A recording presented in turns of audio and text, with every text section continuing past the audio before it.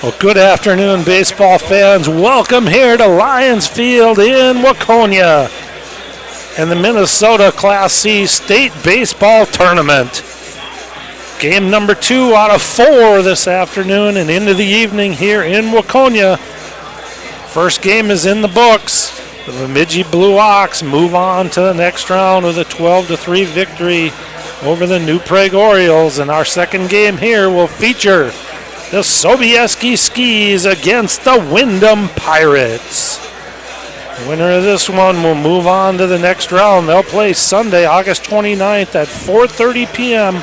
in Chaska against the Isanti Redbirds. So the Sobieski Skis come in here as the number 2 seed, the B seed out of Region 8. And they take on the Windom Pirates, who are the 3rd seed, the C seed out of Region 13 from down south. As you can see, the managers and the umpires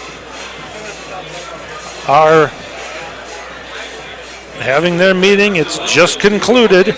So we are going to get ready here for baseball action, and we are going to introduce the teams and the lineups, and for that we'll turn it over to our public address announcer.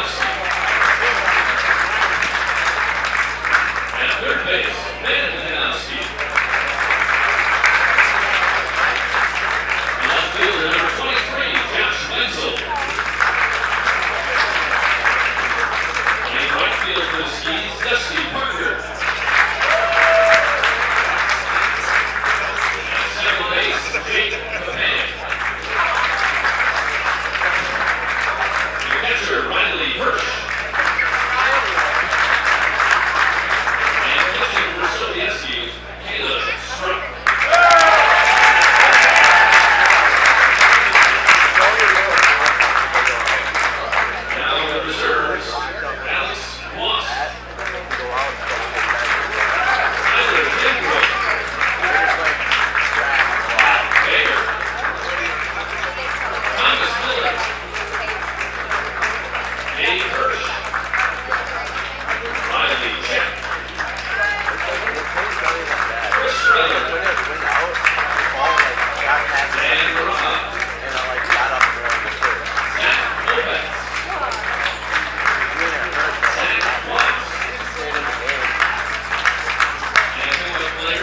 happens so many times. I mean, it would happen in wrestling matches.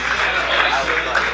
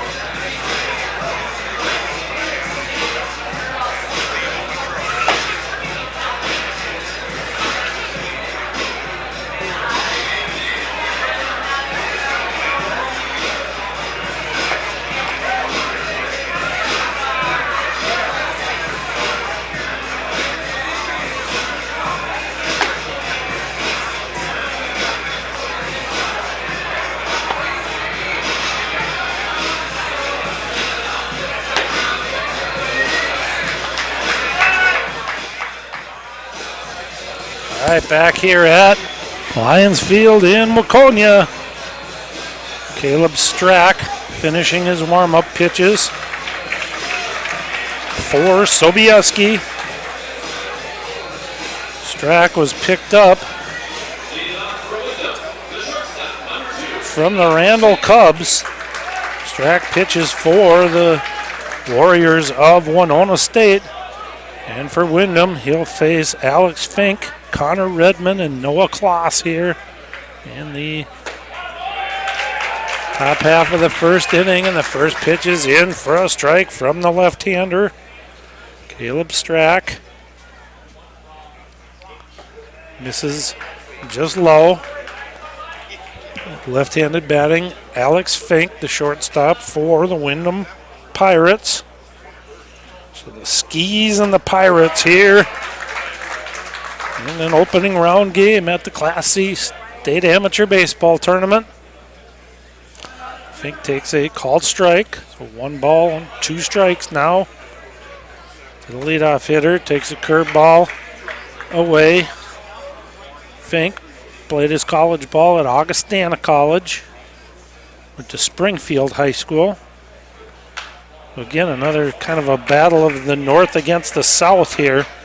Our first game pitted Bemidji from well up north against the southern type team in New Prague. Now this one, Windom from well down in the southern part of the state against Sobieski from central Minnesota, Little Falls area, and Fink takes call, strike 3. So the first out of the game, recorded by Strack, is a strikeout of Alex Fink. And there's one away, and Connor Redmond, the third baseman for the Pirates, steps in, swing and a miss at the first offering from Strack. It's always interesting to see these drafted players. They wear their normal team uniform. So you got the maroon and gold of the Sobieski Skis, the Randall Cubs in the blue Cubs across the front of the jersey for Strack, as Redmond follows that one off the pole and bounces back into play. The umpire will check out that ball and put it back in his pouch. No balls and 2 strikes. Curveball comes in. Redmond kind of turns away from that one. I don't think he would have been disappointed if that one might have ricocheted off his elbow, but got out of the way of it. So 1 ball and 2 strikes now. And there's a pitch just off the outside corner. Catcher Riley Hirsch jumped up, tried to sell that one for Sobieski like he was going to throw it around the horn, but home plate umpire stood firm. Called that pitch just off the outside corner. Now he rises up. And the first 2 outs of the game are recorded on punch-outs, called 3rd strikes by our home plate umpire. And Caleb Strack has gotten Alex Fink and Connor Redmond looking to start this one. 2 strikeouts, and now Noah Kloss will step in, ground ball to first. That one's gobbled up over there by Scott Litchie. He'll take it himself. And on the 3 unassisted putout, it's a very quick 1, 2, 3 inning for Windom. And through 1/2 inning of play, Windom no score, and Sobieski coming to bat. We'll have the lineup for you when we return to Waconia after this timeout on PrepSpotlight.tv. Amateur baseball is one of Minnesota's great sporting traditions. The state tournament brings together hundreds of communities in late summer at great ballparks all around the state. Coverage of every game can be found on PrepSpotlight.tv.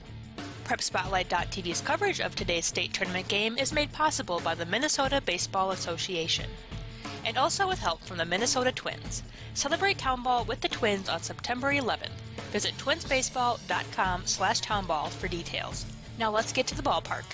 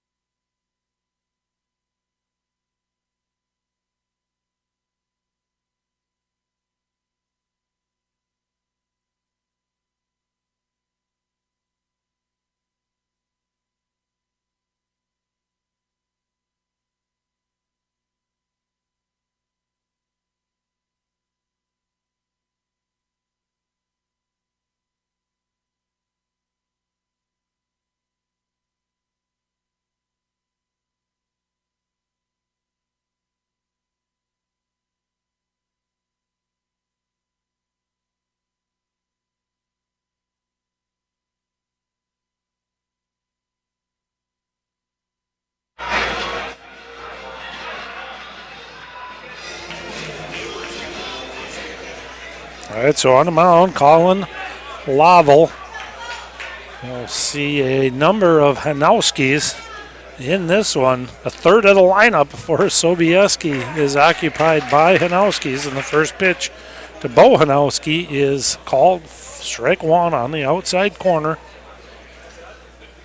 So Bo Hanowski, Scott Litchie, and Colin Ekman here.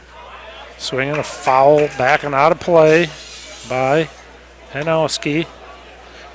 Joey Hanowski, the designated hitter, bats 4th. Ben Hanowski, third baseman, bats 5th. Josh Wenzel in left field, bats 6th. Curveball misses just inside. Dusty Parker, the right fielder, bats 7th. Jake Kaphen, second base, bats 8th. And Riley Hirsch, the catcher, will bat 9th for the Sobieski Skis.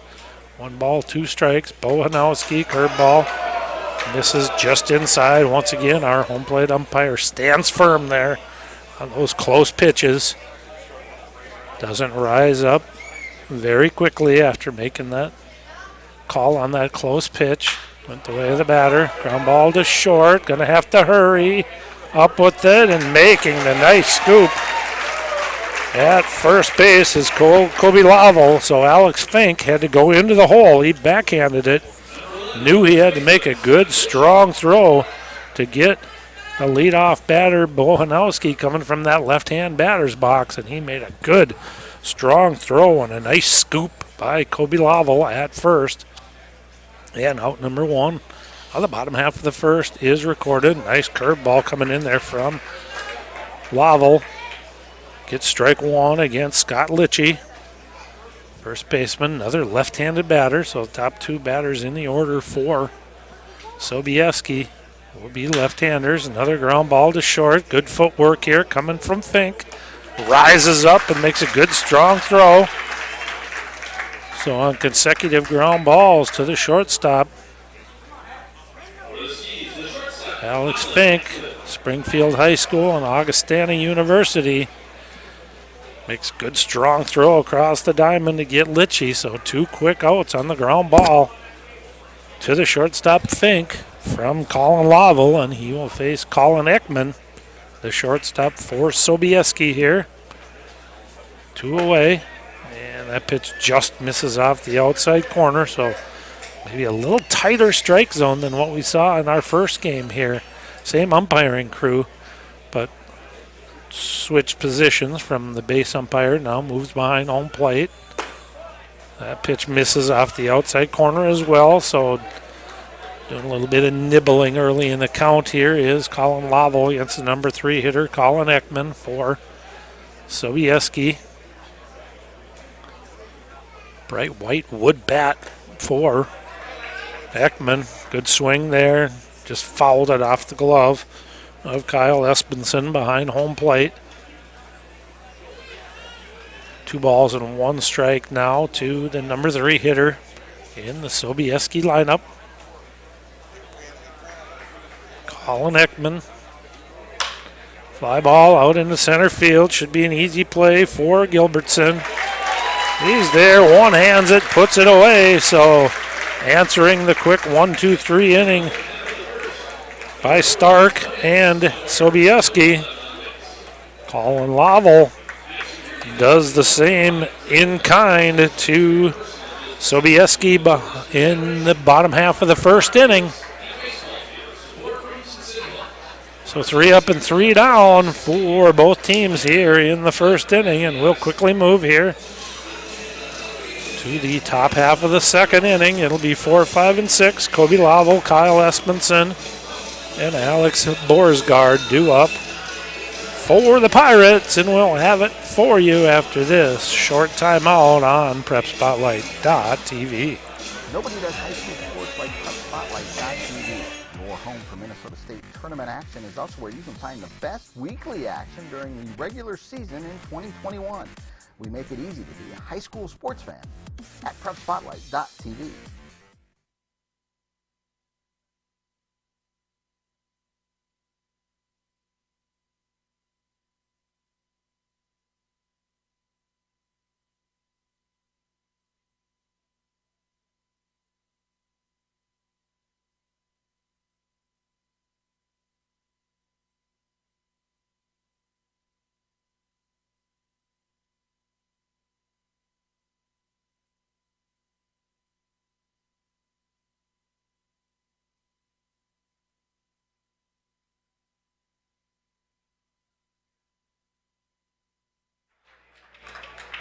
Leading off for Windom is Kobe Lavel, and a excuse me check swing.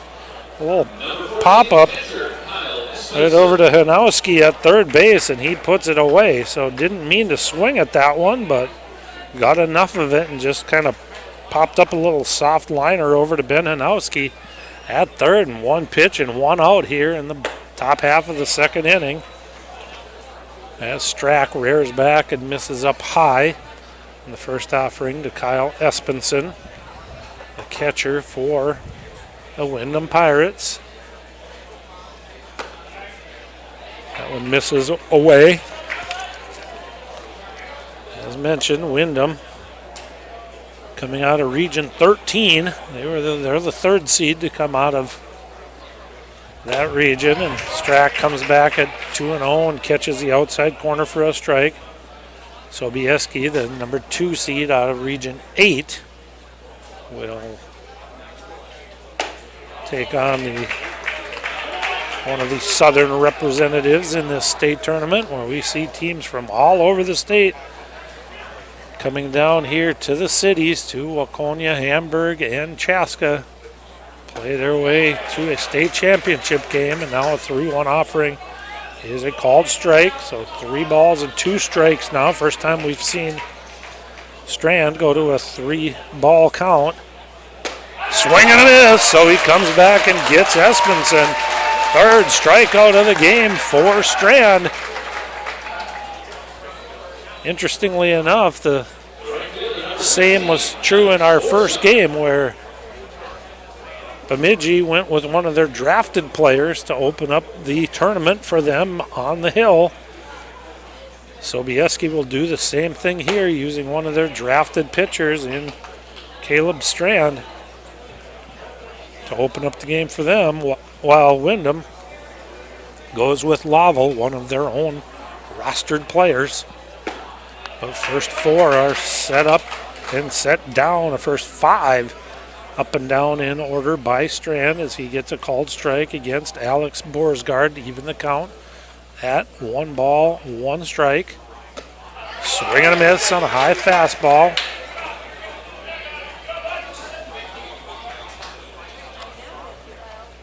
So Strand, Little Falls High School, Winona State University. Strike 3 called as Borsgaard checked his swing, but for the 2nd consecutive inning, 2 strikeouts for Strand.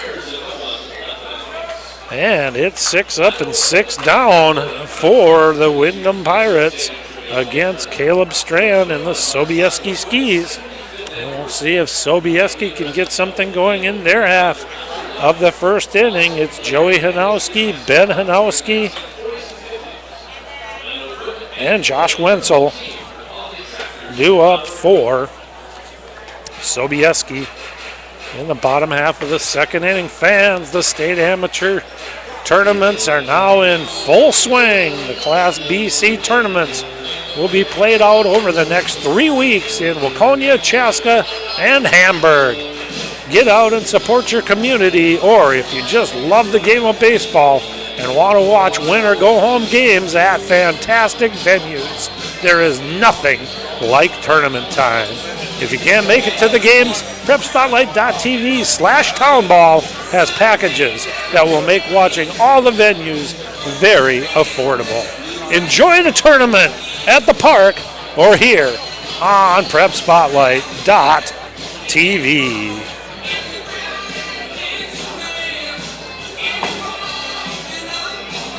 So as we mentioned, teams come from all over the state of Minnesota to participate in this Class C state tournament. We got Sobieski from the Little Falls area here, Windom from down south, Dumont, which is out in western Minnesota. Richmond is from central Minnesota, Sartell, Hutchinson, Foley, Milroy from down south, Maple Lake, kind of western central Minnesota. Laval, first pitch swinging is Hanowski. Grounds it to the shortstop, and so for the 3rd time in 4 outs, it's Alex Fink who fields that ground ball, comes up and makes the strike throw over to Kobe Laval. And there's 1 away, so we've seen 10 batters step into the batter's box, and every one of them has retreated right back to the dugout after their at-bat. Even got some more local type teams here. Watertown is in the tournament. The Red Devils strike across from Laval there to Ben Hanowski. Delano has played this morning over in Hamburg against Spring Hill. Line drive and a base hit for Ben Hanowski. So the first base runner of the game belongs to the Sobieski Skis and Ben Hanowski. It's a 1-out single to right field. And we have our first base runner, so Colin Laval will have to go from the stretch. As we mentioned, Bemidji from the northern part of the state took out New Prague here in our first game. Austin, the Greyhounds, will come up. They'll play Painesville tomorrow here in Waconia. the Young America Cardinals, they tried to play last night, but a deluge of rain forced that game to be rained out. That'll be played here Sunday, tomorrow at 7 p.m. You got Fergus Falls, St. Clair from down southern Minnesota will take on Young America in that game. So a tremendous mix of teams from all over the state here in this Class C tournament. As a check swing from Wenzel misses high, and now on the outside corner, Laval evens the count up at 1 ball and 1 strike to the number 6 hitter in the order for Sobieski, the left fielder, Josh Wenzel. Not much of a lead over there at first for Hanowski. The third Hanowski batter in the first 5 spots in the order for Sobieski. So the Hanowskis are .333 on the day, 1 for 3. And the base runner is the third baseman, Ben Hanowski. 2 balls and 1 strike. Curveball misses up. Ducking out of the way of that one was Wenzel. Going through a series of signs over there is the head coach for Sobieski. Likely Brad Check. Swing and a foul back and out of play on that 3-1 offering, so a good cut. And that ball came back in play, and getting underneath it and making the catch was Kyle Espenson. So initially, he didn't even go after that ball. He just kind of stood behind home plate, and then all of a sudden, he started scampering over towards the warning track in front of the Sobieski dugout and made the catch. I thought that ball was well out of play. It got up and over this protective overhang here, so he lost sight of it, but that ball just came right back in. Now there's a ground ball right over the second base bag. Attempted one-handed flip by Willoughby.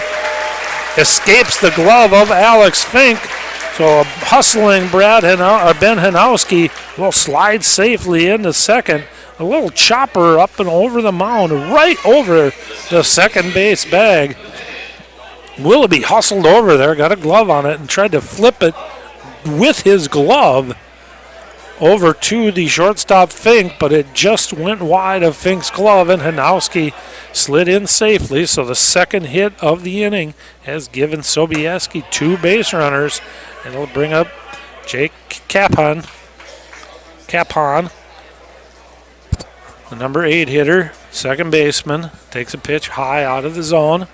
For the first time today, we got a little bit of a threat going here for Sobieski. Runners at first and second. Laval misses down low, so out of his rhythm a little bit, now having to work from the stretch. Laval misses on the first 2 offerings here to Capon. And with 2 away and 2 runners on base, Sobieski looking to try to get on the board first here, and that one misses low. So 3 balls and no strikes now to the number 8 hitter, Riley Hirsch. The catcher stands on deck. He's still got those shin guards on just in case Laval is able to come back and get Capon here, but at 3-0, he misses up. So a 4-pitch walk will force Hirsch to take those shin guards off and step into the batter's box, in a big spot early here in this one. No score here, bottom half of the second inning. But the Sobieski Skis have an opportunity to jump out against the Windom Pirates here. Laval is going to work from the windup, so that'll give all 3 base runners an opportunity for a good secondary lead. On the outside corner to Hirsch. The catcher Hirsch lives in Brainerd, went to Little Falls High School, played his college ball at Bemidji State. A veteran of the Sobieski Skis, 30-year-old catcher Riley Hirsch takes one up and out of the zone. So let's see if the KG veteran in the 9-hole can get something done here. Big with 2 outs for Sobieski. Wind looks like it's blowing in from the outfield. A big swing by Hirsch there. really threw his head out on that one. Just missed it, fouling it straight back to the screen.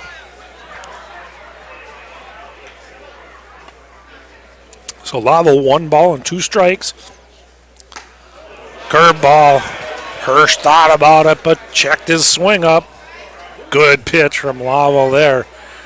Really had Hirsch thinking about chasing that one, but a good job of holding up that swing and not chasing at that curveball. And now Laval will step off, go through his signs again with his catcher, Kyle Espenson. He works from the windup here with 2 outs. Bases loaded, 2 away here, bottom half of the second. Curveball again misses away, so now 3 balls and 2 strikes.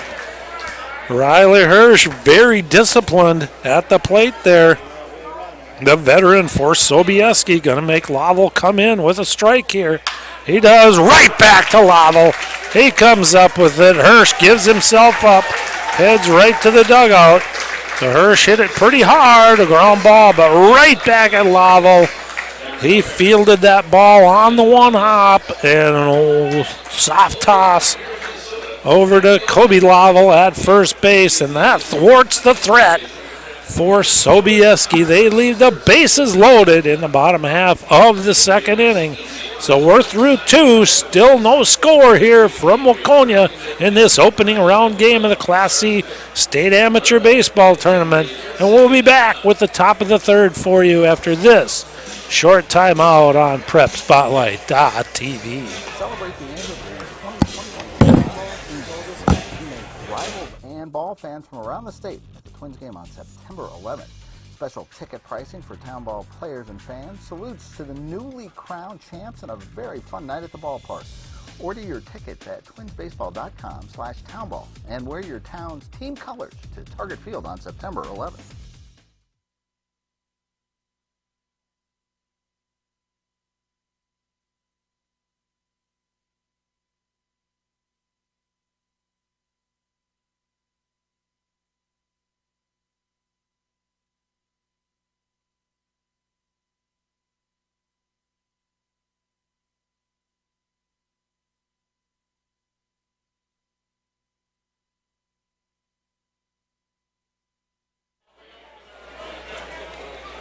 All right, so Strand, 20-year-old lefty, throwing to his 30-year-old catcher. So see if the KG veteran behind home plate, who just made that last out to finish off the bottom half of the second inning and leave the bases loaded, watches as Strand misses with his first 2 offerings. Now misses away again, Strack.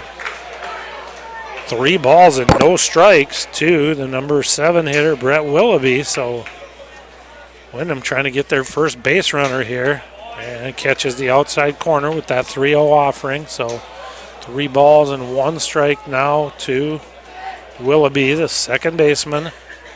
And strike 2 called. So after falling behind, 3 balls and no strikes, Strack is able to come back and get the next 2, see if he can finish off the comeback here, and does with a swing and a miss. Strikeout number 5 for Caleb Strack. So 5 of the 7 outs recorded here for Caleb Strack have been of the strikeout variety. He got a soft ground out to the first baseman, Litchie, and then the check swing pop out to the third baseman, Hanowski. The only 2 balls put in play by Windom so far, and there's a foul back to the screen by Luke Gilbertson. Center fielder takes a curveball, and that's called a strike, even though it escaped the glove of the catcher, Hirsch. That's no way to make friends with your umpire. You have to call a strike on a ball that goes back to the screen. Never good, and a swing and a miss. So 3 pitches, 3 strikes to Luke Gilbertson. And that's 2 strikeouts in each of the first 3 innings here for Caleb Strack, and he's got 1 more man to deal with in Joel Reardon, the number 9 hitter in the order for Windom. So Caleb Strack, a 20-year-old product of Little Falls, now pitching for Winona State, has really done the job the first time through the order against these Windom Pirates. Misses low on the first offering. So ahead in the count, here is Reardon swinging a foul back to the screen. 1 ball and 1 strike. Class A State Amateur Baseball Tournament action here for you from Lions Field in Waconia. Working our way through to a state champion Monday, September 6th, right here at Waconia Field. We'll crown a Class C state champion as Reardon swings through that offering from Strack and now shoots one foul down the right field line and out of play. Remain here at 1 ball, 2 strikes. So these first round games would be more like play-in games, if you will. All of the A seeds got a bye into the second round, if you will, and a check swing by Reardon. Doesn't like the call, gives a little talking to the umpire as he walks away, but Hirsch did a nice job of blocking that one, came up and put the tag on Reardon, so it's a strikeout of the side for Caleb Strack and 7 strikeouts through the first 9 batters faced here for the Windom Pirates by the pickup from Sobieski, Caleb Strack. So we're through 2.5 innings of play.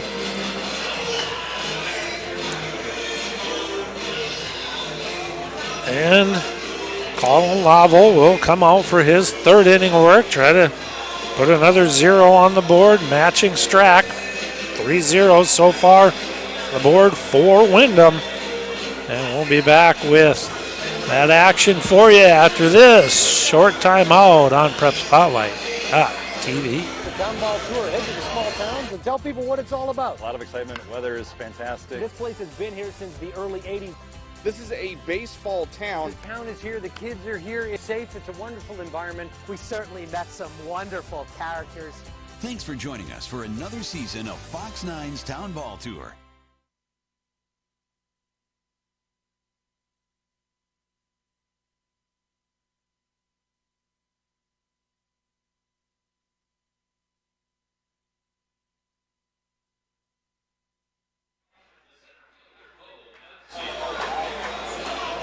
All right, so it'll be the top of the order for Sobieski here. They loaded the bases on 2 hits and a walk in the bottom half of the 2nd inning, but Colin Lavel was able to get Riley Hirsch on a comebacker to get out of that jam and keep us scoreless here through 2.5 innings of play. Hanowski grounded out to the shortstop Fink. 3 of the first 4 outs recorded by Sobieski were ground balls to Fink, and he's been perfect on his 3 chances. Now Hanowski shoots one foul.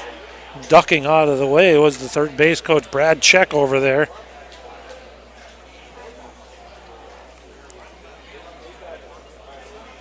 And it's a foul ball, 1 ball, 1 strike. Now the count to Bo Hanowski. That pitch just misses off the outside corner.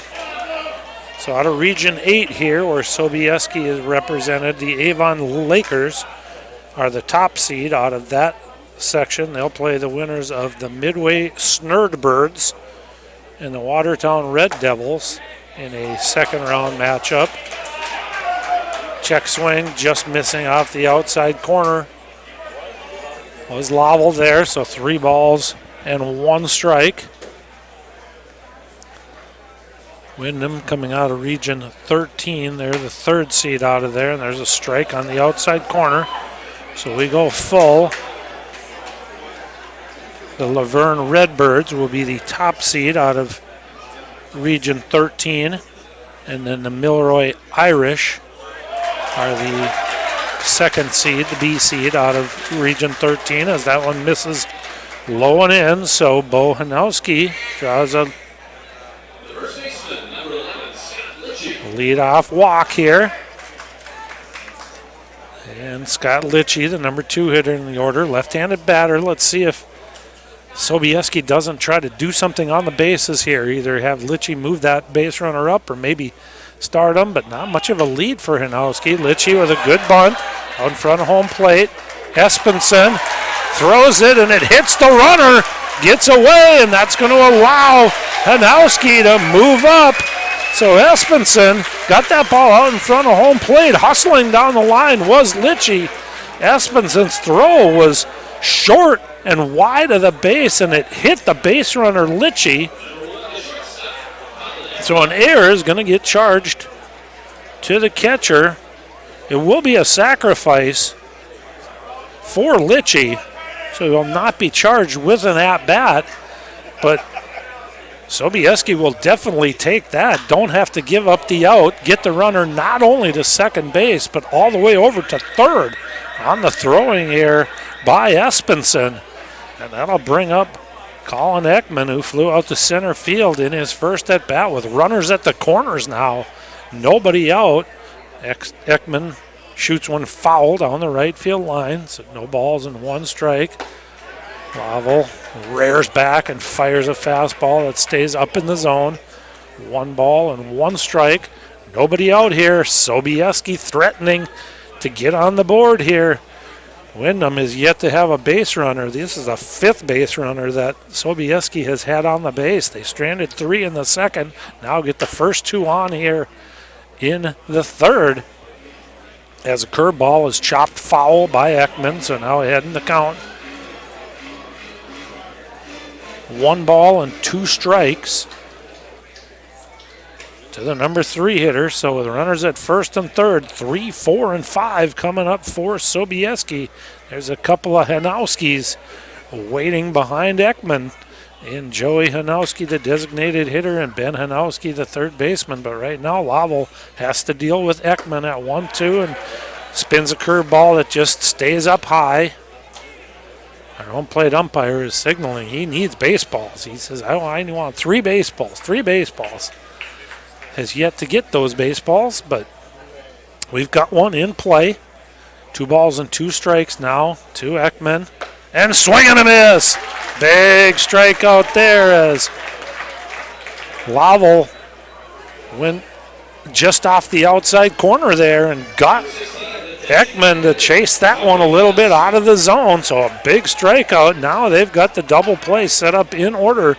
And again, let's see if maybe Sobieski doesn't get something working here with their number 4 hitter up in the order. Maybe start Litchie, stay out of any sort of a double play. But now they're going to come with a squeeze, and he bunts through it. And they've got the runner hung up here. They've got Hanowski hung up, and they end up getting it. And the tag is applied. So they put the squeeze on, and Joey Hanowski bunted through it, and they left Bo Hanowski hanging there. He got in a rundown, stayed in it long enough for Litchie to get to third base, but they do get the out, as the putout will go 2-5-1 on Bo Hanowski as he came down the line. You can see about halfway down the line he slammed the brakes on, but was way too far down the line. So Sobieski tried to get something going with the suicide squeeze there, and Joey Hanowski was unable to get his bat on the ball, and that left Bo Hanowski hanging. And on execution of the rundown, Windom is able to get the second out of the inning. On the play, Litchie did come around to third. Now Bo Hanowski lifts on down the left field line. Coming over is the left fielder, Joel Reardon. He gets under it and makes the catch. So Colin Laval works his way out of a jam. Runners at the corners, nobody out. And the Windom Pirates are able to spin the magic wand and get out of that inning with no runs put up on the board by the Sobieski Skis. So we're through 3 complete here at Lions Field in Waconia. No score, top of the order coming up for Windom. Back at it for you after this short timeout on PrepSpotlight.tv. All summer long, you have gathered with friends, neighbors, and family at ball yards all across Minnesota. Still going, gone, a home run. Diamonds that decorate and help define hundreds of communities. Town Ball binds together our passion for baseball in our hometowns. And on September 11th, the cornerstone of Minnesota baseball, Target Field, will host a party for all those who play, watch, and support Town Ball. The Twins host the Royals at 6:10 p.m. Prior to the game, the newly crowned state amateur champs will be honored at the Town Ball Tavern and during a pregame ceremony. Wear your team colors and enjoy a special night at Target Field. The 0-2 pitch. Strike three! Fairmont, state champions in 2020. To the Fairmont Martins. They are your 2020. For tickets to the Twins' Tip of the Cap to Town Ball on September 11th, visit twinsbaseball.com/townball.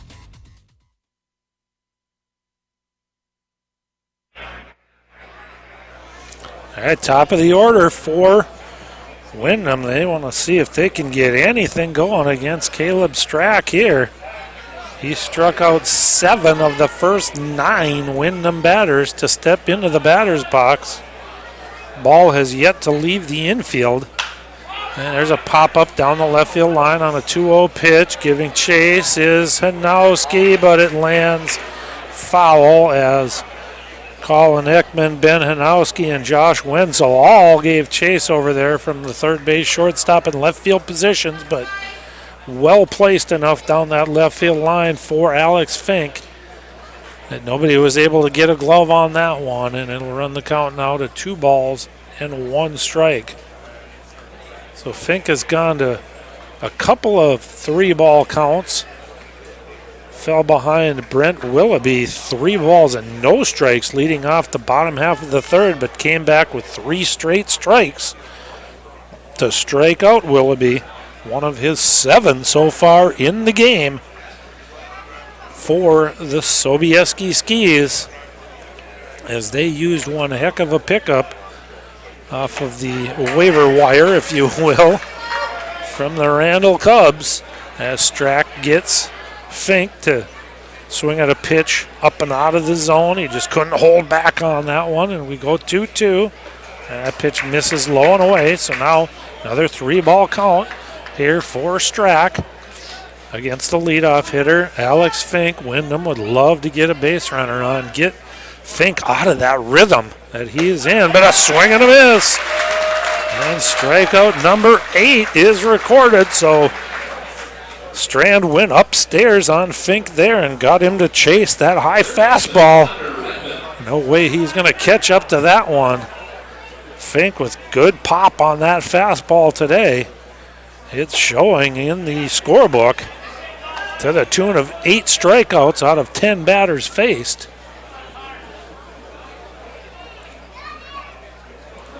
First pitch misses low, and now Redmond chases one out of the strike zone. Even the count at 1 ball and 1 strike. So Windom Pirates just have not been able to get comfortable in the batter's box here against the left-hander for Sobieski, the free agent pickup from the Randall Cubs. Strand swing and a foul back to the screen. Good pitch for Redmond to hit there. It looked like Strand just kind of was trying to get that one over right there. Didn't have the same pop that fastball has had up to this point. So Redmond, unfortunately, just missed it and fouled it back to the screen. And now called strike 3 on the inside corner. And Caleb Strack just continues to deal. So he went away, and then he busted one inside and caught the inside corner. For the second consecutive at-bat, Connor Redmond is out looking, and a swing and a miss by Noah Kloss. 9 strikeouts so far in this one for Kloss, including 7 batters in a row who have gone down via the strikeout to Caleb Strack.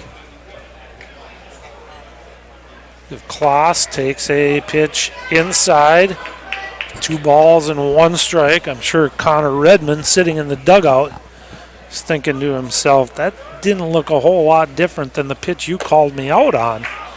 So now 3 balls and 1 strike here as Kloss fell behind in the count, no balls and 1 strike, but has now come back. 3 consecutive misses from Strack, and a ground ball to second.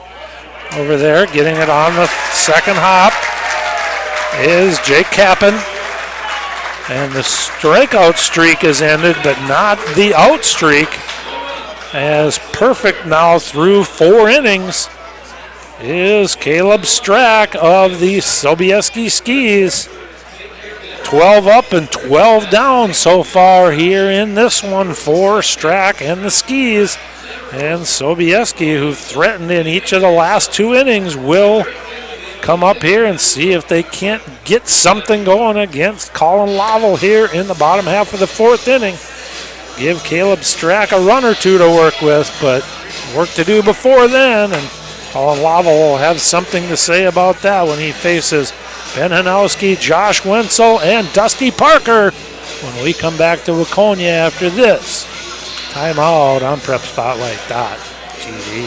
Downball tour, head to the small towns and tell people what it's all about. A lot of excitement. Weather is fantastic. This place has been here since the early 80s. This is a baseball town. The town is here, the kids are here, it's safe, it's a wonderful environment. We certainly met some wonderful characters. Thanks for joining us for another season of Fox 9's Town Ball Tour.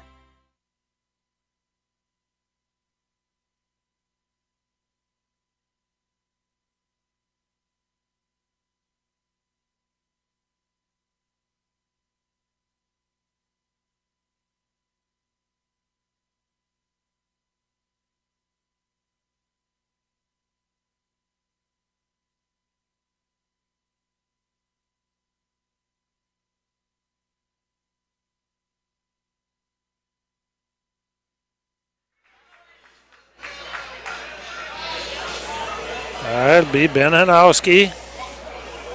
He singled and made it as far as third base in the bottom half of the 2nd inning, but he was stranded there along with 2 other Skis, as they have now stranded 4 runners in the last 2 at-bats.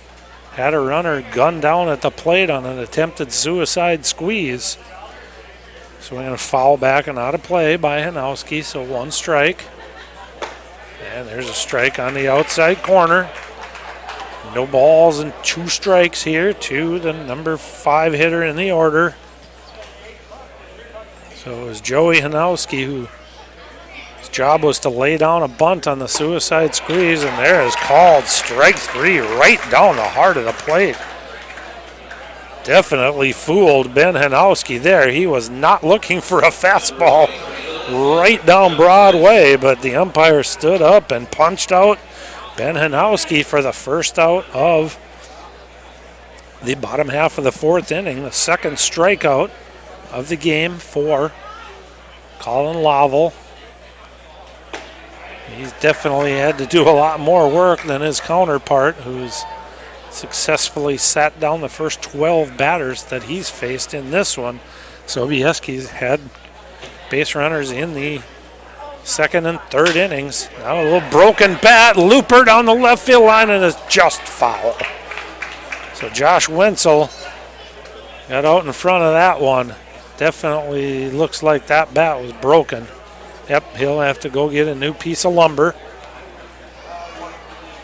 Wood bat. We did see a couple of them sawed off in game number 1 as well. So Wenzel will get a new toothpick and go to work with that one.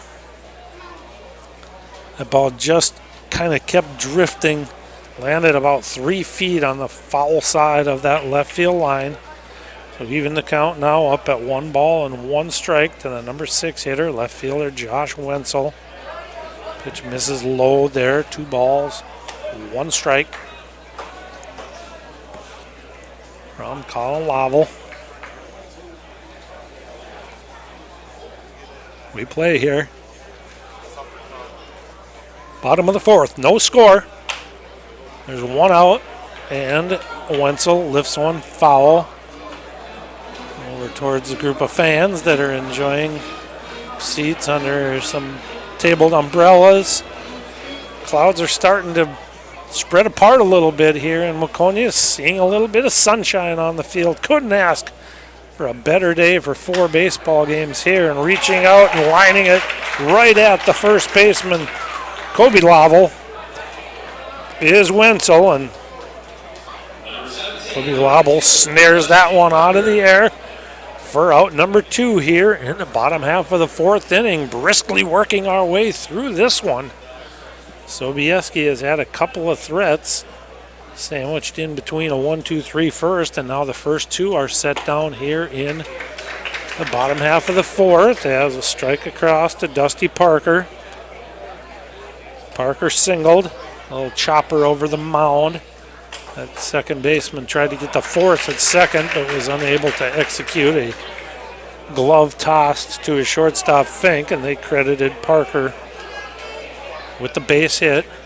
He made it as far as second, but was stranded as he swings and misses at the 0-1 offering, and then fouls off the 0-2 curveball out of play. So we'll stay right here. No balls and 2 strikes. Great crowd here for this one this afternoon. 2 more to follow here from Lions Field in Waconia. Pitch misses up and away. 1 ball, 2 strikes, trying to get Parker to chase something up and out of the zone there, but Parker laid off of that 0-2 offering. Lavel rocks into the windup. Good pop on that fastball, but again, that one missed just up and away. So now we go even. 2 balls, 2 strikes, 2 away here, bottom half of the 4th inning. And that one rides in and hits Wenzel, and he picks the ball up, tosses it almost back to the pitcher, wings his bat back toward the dugout. Now he's going to crouch down. He's definitely feeling the effects of that one. That pitch just kept riding in on him, and he just could not get out of the way. I think it caught him maybe up in the midsection. Home plate umpire taking no chances, has himself in between Parker and the pitcher Lamo, who absolutely had no intention of hitting Parker there with 2 strikes and 2 outs. Don't want to give a free base runner to Sobieski. Nice show of sportsmanship there as Lavel tipped his glove towards Parker, just letting him know that absolutely had no intention of trying to hit Parker there. So Parker has his base. Not much of a lead over there for Parker. Takes a secondary lead, and Jake Kappen swings and misses at the first offering. No balls and 1 strike.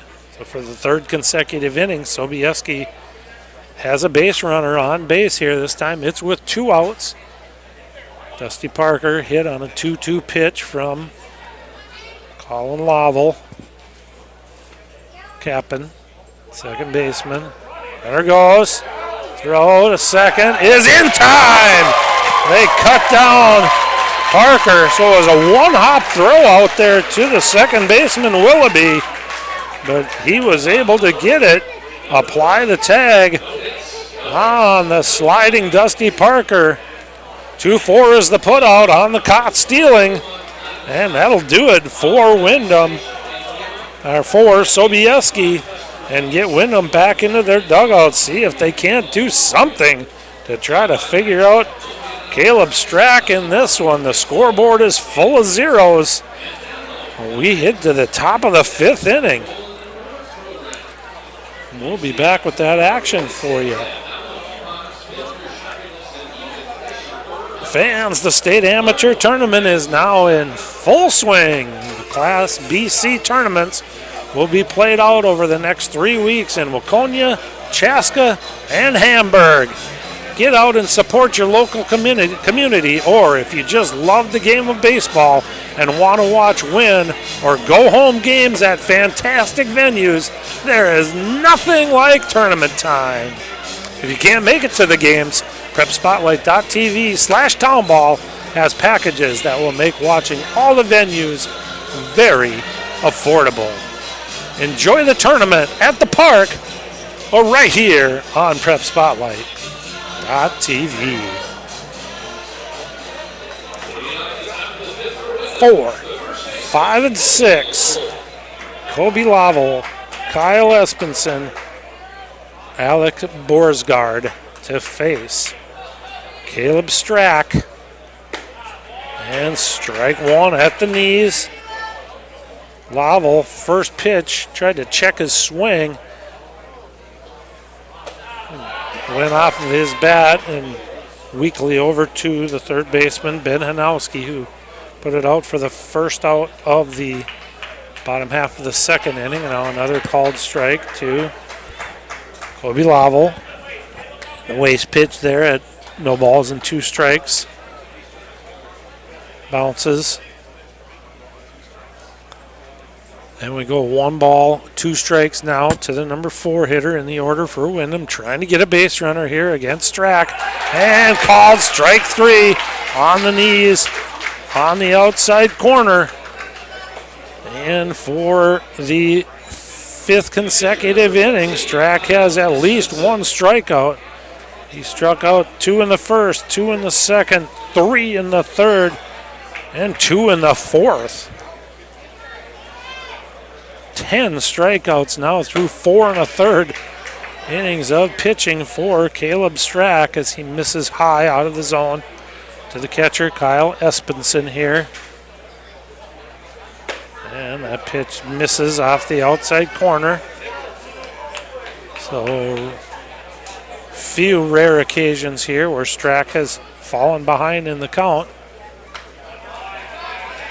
Good swing from Espenson there, but fouls it right back to the screen. It's 2 balls and 1 strike, trying to stay aggressive here against Caleb Strack. Really, nobody has hit the ball hard yet against Strack. The balls that have been put in play really have not been hard hit balls. As Strack catches the inside corner there, so really keeping these Windom Pirates off balance, moving that ball in and out, up and down. That one on the inside corner. Now this one spins low and away. So we go full here, 3 balls and 2 strikes. Certainly don't want to give up the first base runner of the game on ball 4, so I would think he's going to come right at the batter. And he does. A little fist pump as he strikes out Espenson for his 11th strikeout of the game. At least 2 strikeouts in each of the first 5 innings here for Caleb Strack. And he will face Alex Borsgaard, the right fielder for Windom. Borsgaard, one of the 11 strikeout victims. He called third strike against Strack to end the bottom half of the second inning. We're now here in the bottom half of the 5th. And Strack gets strike 1 swinging on Borsgaard. Gets one in on the hands of Borsgaard, and he's able to just fight it off and lift it foul over there towards the umbrellas where a good crowd is gathering out in the sunshine. No balls and 2 strikes. Waconia doing a great job as a host here. They've got all sorts of food options. Swing and a miss. Strike 3 to Borsgaard. Another 3 strikeout inning for Caleb Strack. 15 up and 15 down. 12 of the strikeout variety. And the Windom Pirates have not been able to handle Caleb Strack at all this afternoon. 12 strikeout victims for the Windom Pirates, but you got to tip your hat. Colin Lavel has kept them right here in this game through 4 innings of play. Sobieski will come up at the bottom half of the 5th. It'll be 8, 9, and 1. They've had base runners in each of the last 3 innings, but have yet to be able to get one to cross home plate. And Lavel will try to put another 0 up on the board for the Windom Pirates, and we'll have that action for you after this short break on PrepSpotlight.tv.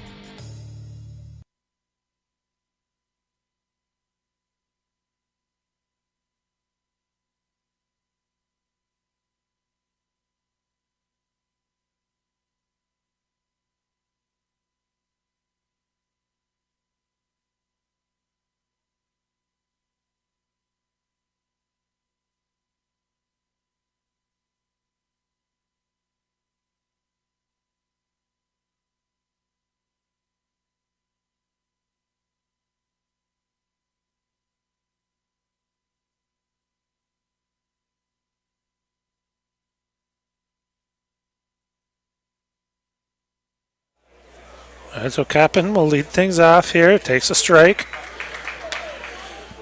So Laval trying to continue to match those zeros being put up on the board by Colin Strack of Sobieski against the Windom Pirates. So far, so good for Laval. Been able to do it through 4, and now catches the outside corner with that pitch.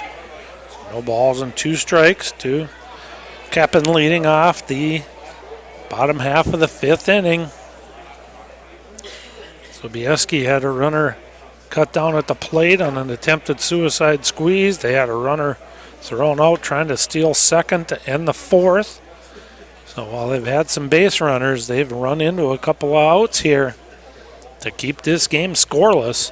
1 ball and 2 strikes as that one misses low and away. Curved ball is chopped foul. Came up and hit Kappen in the batter's box there. We'll go over and pick up that ball for our home plate umpire. We'll put it in his pouch. Save it for another pitch, but Kappen staying alive on that 1-2 pitch.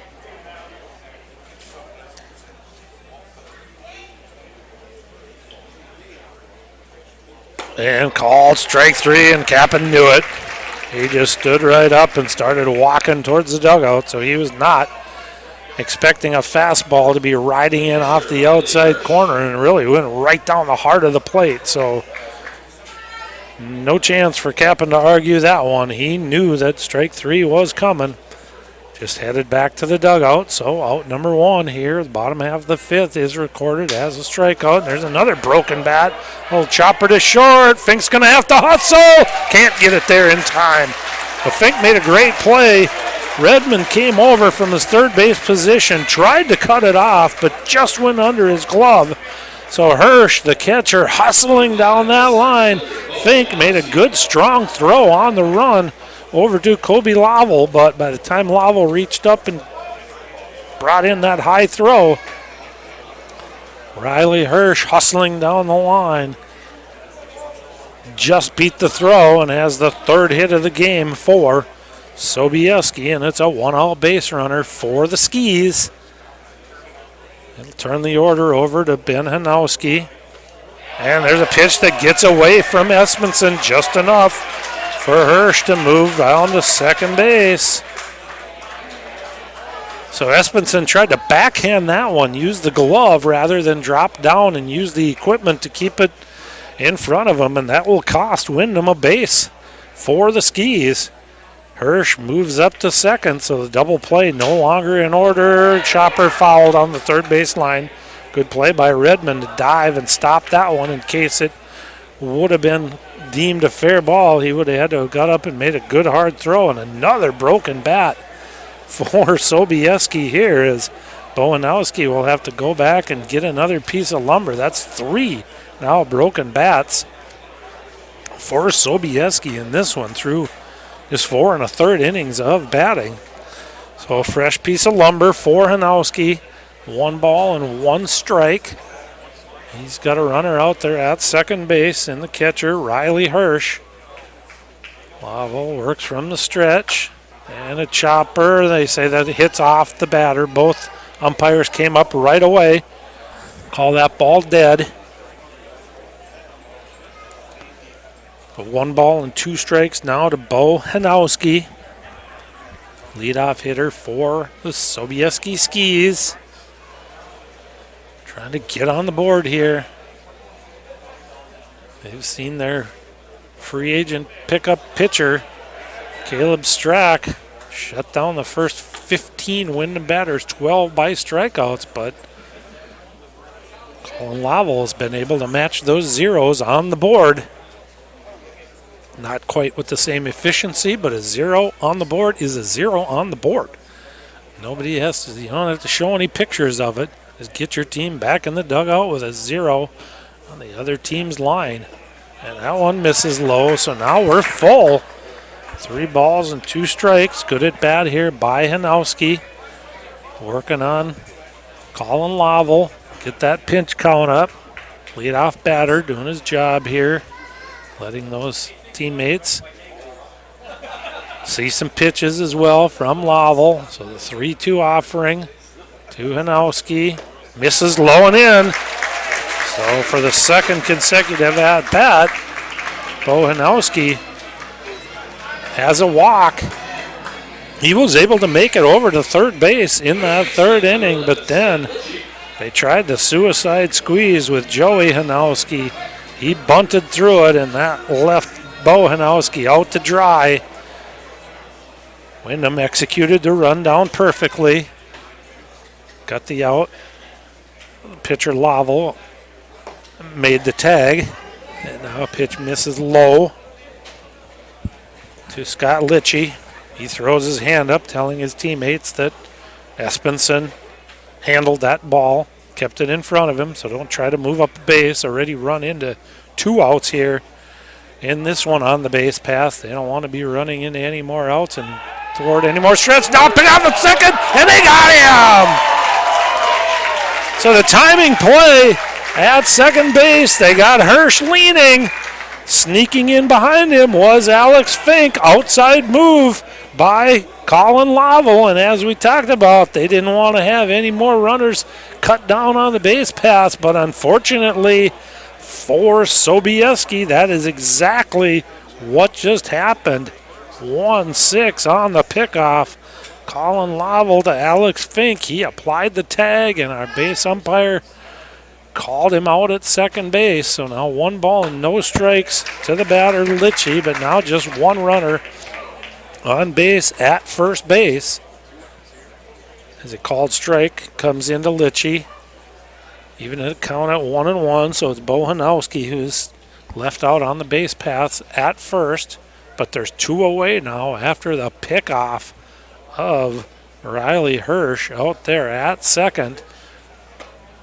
Really has taken this 1-out threat away from the Sobieski Skis. They'll try to manufacture something here now with 2 outs.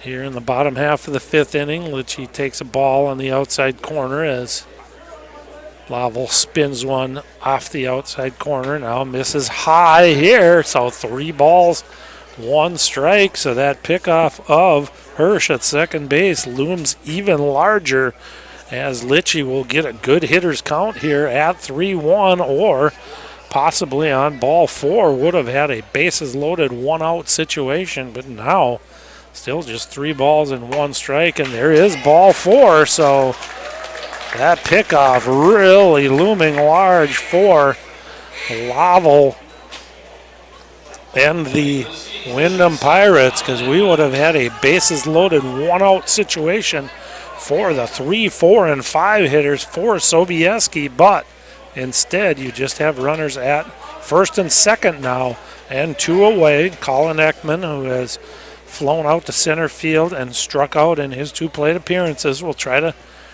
pick up Bo Hanowski from out there at second, but a little chopper to third. It gobbles up the third baseman, Connor Redmond. He can't handle it.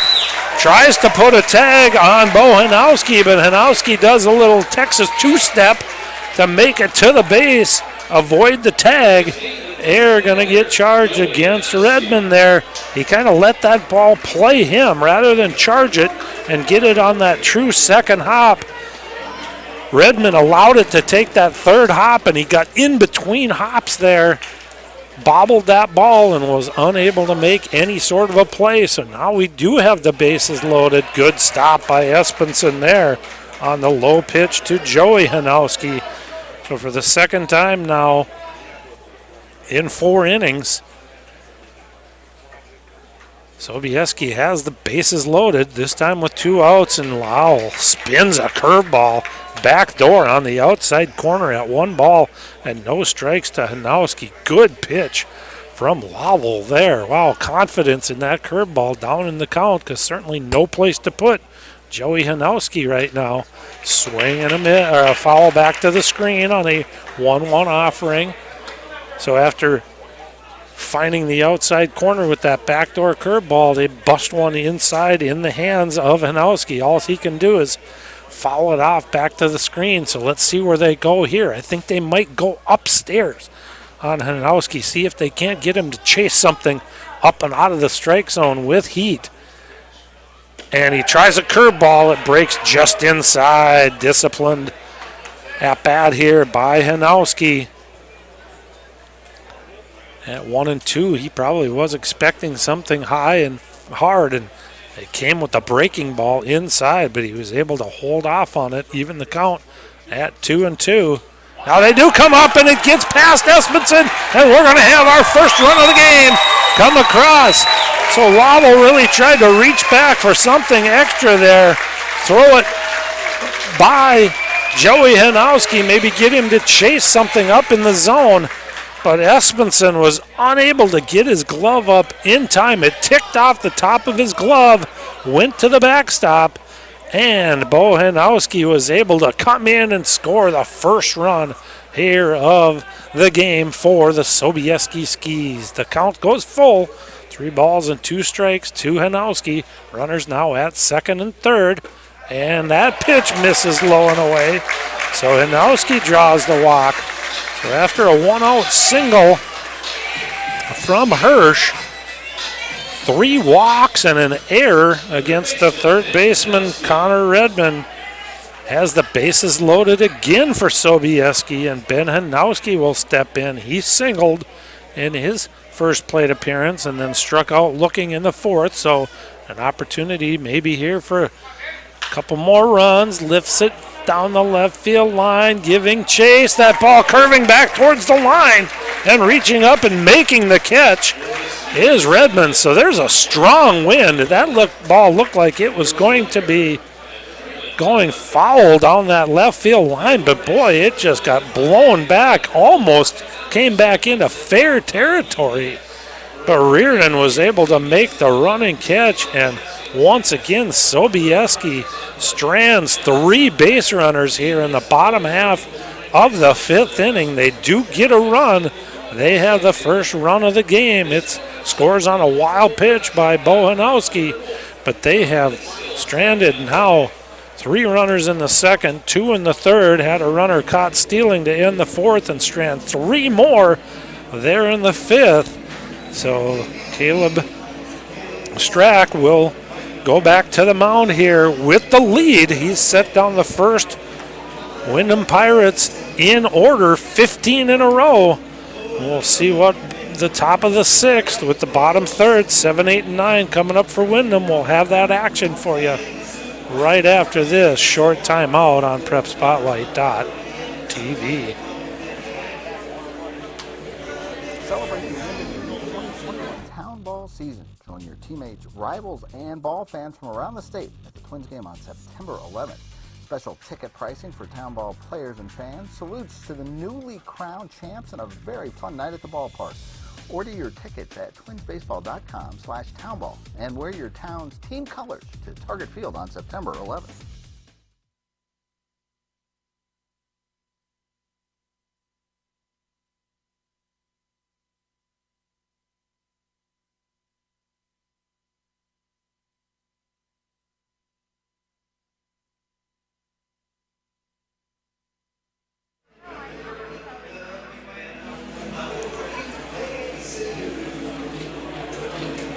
So the same 3 that came up against Strack in the bottom half of the third, Willoughby, Gilbertson, and Reardon will give it a try here in the 6th. All 3 of those batters were strikeout victims, all swinging strike 3 in the third. 12 strikeouts through 5 innings of work for Caleb Strack. And they're going to try to bunt, and he bunts it too high in the air right at the third baseman, Ben Hanowski. So Willoughby scratching, clawing, trying to find any way to get on base. Tried to lay down a bunt, but got underneath it, popped it in the air. And on 1 pitch, there's 1 out here in the top half of our 6th inning. Bring up Gilbertson. Pitch misses low. Catcher Hirsch popped that one up in the air back to his throwing hand. Now frames that one on the outside corner for a strike. A little bit of an off-speed pitch from Strack there to Gilbertson. Swing and a miss. Reared back and brought the heat there to Gilbertson. 1 ball, 2 strikes now. Center fielder Luke Gilbertson skies one. I say don't give up on this, Hanowski, but it does make it out of play. The way that wind is blowing, I thought that last foul ball to end the bottom half of the 5th out the bat of Ben Hanowski was going to go way foul. It almost blew it back into fair territory. So anything down that line, you got to give that ball a chance. And now call strike 3 on the outside corner. Gilbertson gave that one a look, but a little backdoor curveball from Strack is strikeout number 13 of the game for the left-hander for Sobieski. Again, they used one heck of a pickup here to get Strack off the roster of the Randall Cubs. Bounces that one into Reardon. 2 away here. Top half of the 6th inning. Strack facing the number 9 hitter in the order, Reardon. A little slow roller out to second. Raising up is Kappen and makes a good throw. So when Windom has put the ball in play, it's been weakly on the ground. 2 out to Kappen at second, 1 over to Litchie at first. So for the first inning,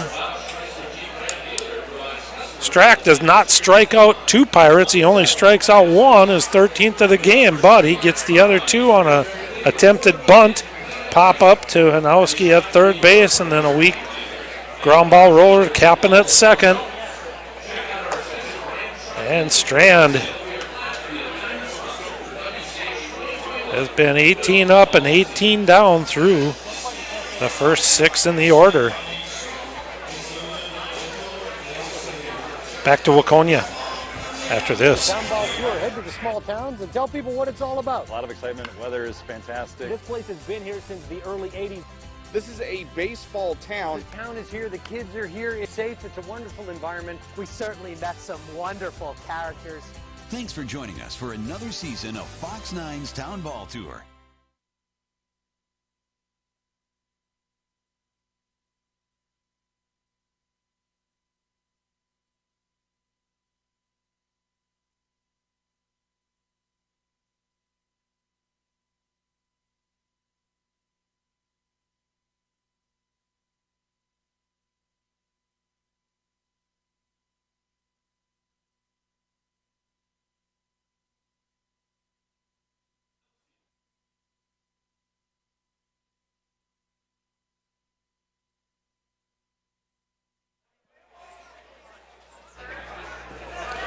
All right, so it'll be Josh Wenzel. They announced Ben Hanowski over the public address system, but it's number 23 in the batter's box, not 24. It was Ben Hanowski who flew out to end that bottom half of the 5th inning with the bases loaded.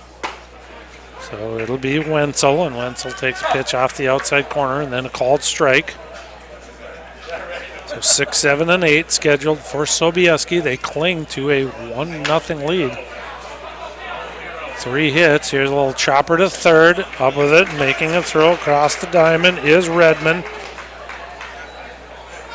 Kubilavo got handcuffed a little bit by that throw, but was able to catch that one in the midsection. That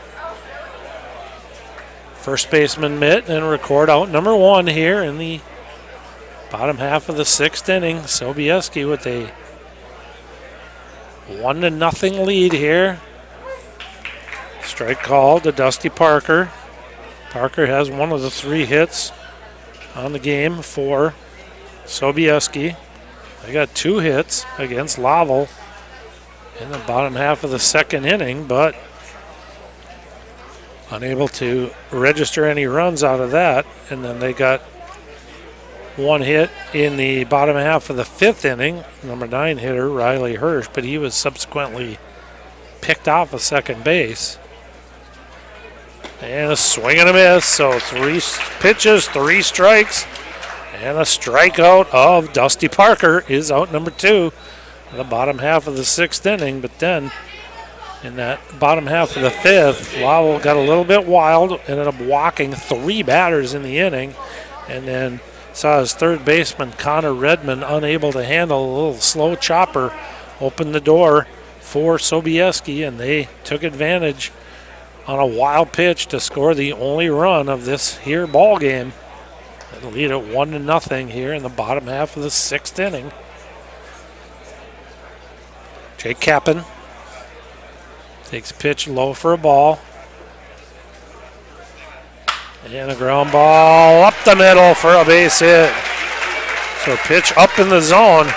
Kappen was able to get on top of that one and ground it just to the left of the shortstop, past second base, out into center field for a 2-out single.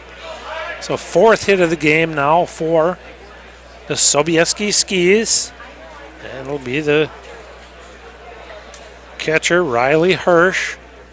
Hirsch grounded out right back to Lovell with the bases loaded and 2 outs in the bottom half of the 2nd inning, and then had a 1-out single in the 5th, and as mentioned, was picked off of second base. It was a little chopper down the third base line that Hirsch was able to beat the throw from Redmond to get credited with that infield single. Chops this one foul down the third base line. No balls and 1 strike. And they'll throw over. Ball trickles away from Kobe Lovell, but not far enough for the base runner Kappen to try to advance.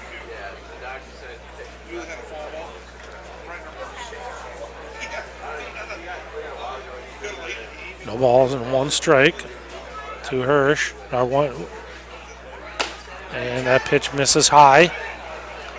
Even it up at 1-1. 2 away here, bottom half of the 6th inning. Sobieski clings to a 1-0 lead, certainly on the back of their starting pitcher, Caleb Strack, who has set down all 18 Windom Pirates in a row through 6, and a big swing and a miss by Hirsch there. We did see a couple of home runs in the first game, and the wind does look like it will help carry any ball out to the outfield here today. Runner goes, throw to second, and it comes out of the glove of the second baseman, Willoughby. So it'll be a stolen base for Kappen.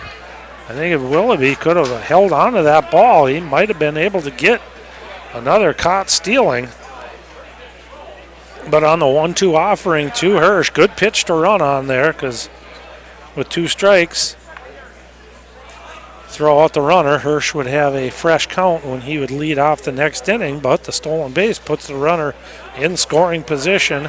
Now Espenson does a nice job of getting out and blocking that one. Used his equipment well there to keep that one in front of him. Keep Kappen there at second base. Very important, because the only run of this game has scored on a wild pitch. So keeping that runner at second rather than letting him get to third, very important here. Now chopper comes up and bounces off Hirsch, but he's a catcher. He's tough. He just tells the umpire, I'm fine, I'm fine. Composes himself. The umpire will clean off the plate, give Hirsch a little bit extra time to collect himself. But he's back in that box, ready to go for another 3-2 offering from Colin Lovell. Lovell taking a long look in at Espenson on this 3-2 pitch. Curveball is called strike 3. Excellent pitch.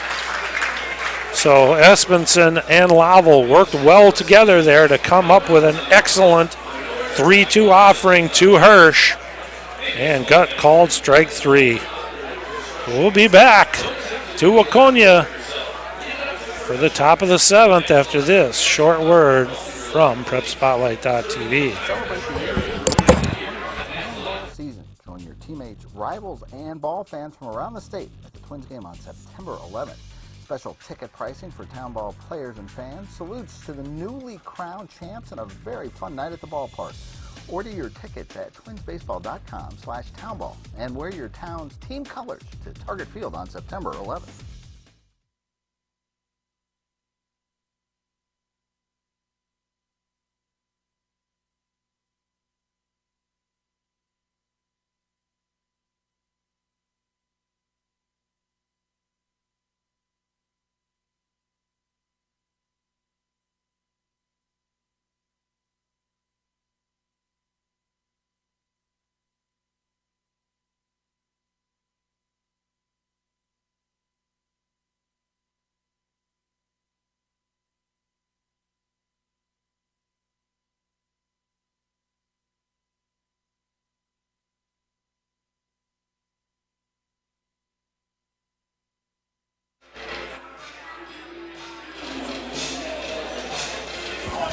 As we mentioned, great crowd here today for this second game, and also as mentioned, what a perfect day for baseball here in the Class C State Baseball Tournament.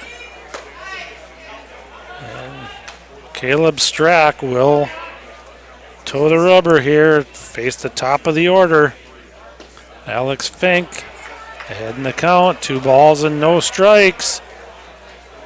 Windom looking for their first base runner of this game here in the 7th, and 3 balls and no strikes. Second time now that Strack has fallen behind 3 balls and no strikes. He was able to come back and get Willoughby, but there's ball 4. So the first base runner of the game is a walk to Alex Fink. So through 18 batters, 13 strikeouts, 3 groundouts and 2 weak pop-ups over to third base. Caleb Strack finally gives up a base runner and has to work from the stretch. It now misses low, so 5 straight misses by Strack here in the bottom half of this top half of the 7th inning. It's the leadoff batter, and Fink, he's got a good lead over there at first. Squaring the bunt, excellent bunt up the first base line. Gonna have to hurry to get him. They do. Great play by the pitcher there to come up and get Connor Redmond hustling down the line, but the sacrifice is executed. 1-4 will be the putout. An excellent bunt by Connor Redmond there. Forced Strack to come off of that rubber and then make a tough throw as the second baseman, the base runner, and the ball were all kind of getting to first base at about the same time. A lot of times you'll see a fielder rush that throw and throw it into the base runner or throw it past the runner covering, the fielder covering. But well executed by Strack.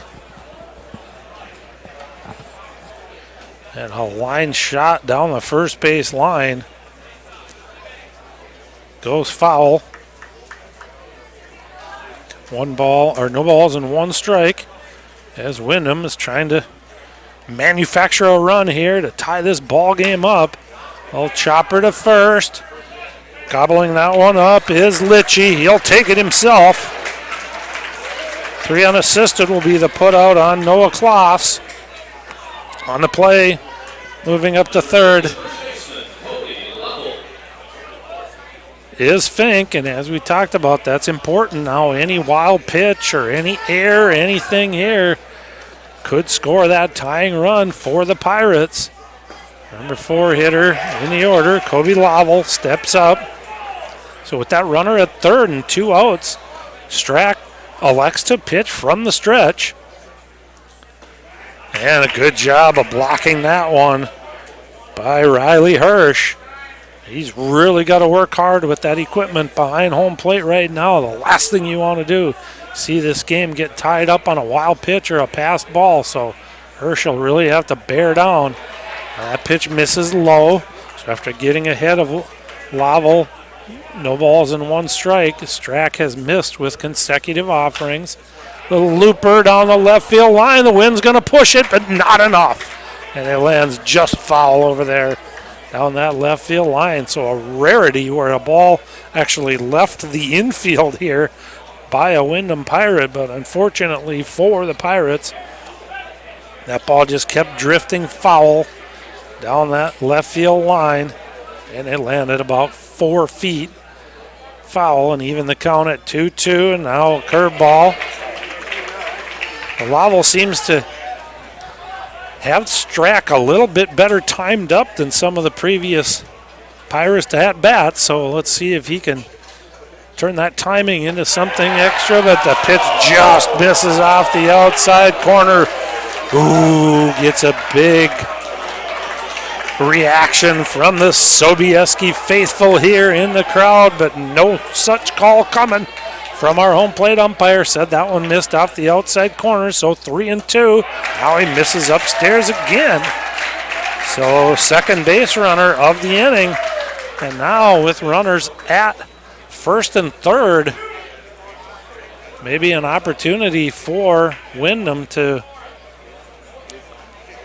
do something tricky on the base pass and see if they can't force Sobieski into some sort of a mistake and allow that runner to score from third base. So it's Kobe Laval who's at first. We got a trip to the mound, and they'll talk things over here. First time that Caleb Strack has faced any sort of adversity in this one. 18 up and 18 down, 13 of the strikeout variety through 6, but now with 2 walks here in this inning and a well-executed sacrifice bunt, we've got runners at the corners, and I certainly would not be surprised at all to see Kobe Laval doing some sort of trickeration on the base paths, as Kyle Espenson has struck out in both of his plate appearances. But now Strack misses away on that one. So Strack maybe just losing a little bit off of that fastball here. Been missing away. Espenson really crowds the plate here. And that one catches the outside corner. So when the batter crowds the plate there, it kind of opens up that outside corner for the umpire to maybe give a little bit more off the outside corner. It's not really a pitch. There goes the runner, and they're going to just throw it to the shortstop, try to get Fink to think that they were going to throw it all the way down. So the pitch was called a ball, 2 balls and 1 strike. Now Windom has runners at second and third here with 2 away. And Espenson swings and a miss, kind of waved at that one. 2 balls and 2 strikes now to the number 5 hitter, Kyle Espenson, the catcher. He's struck out twice against Strack. He's going to try to do anything to put this ball in play, try to get that run across. And he waves it. The 2-2 offering and swing and a miss. So a strikeout of Espenson will end the bottom half of the 7th inning. So for the first time, Caleb Strack had to have a little sweat on his brow there and work his way out of a first and third 2-out jam, but he gets the strikeout of Espenson, his 14th of the game. And Sobieski will cling to this 1-0 lead as we head for the bottom half of the 7th inning, and we'll have it for you after this. Timeout, new pitcher coming for Windom, and we'll get you that when we come back to Waconia after this short timeout. Nobody does this. Your home for Minnesota State tournament action is also where you can find the best weekly action during the regular season in 2021. We make it easy to be a high school sports fan at prepspotlight.tv.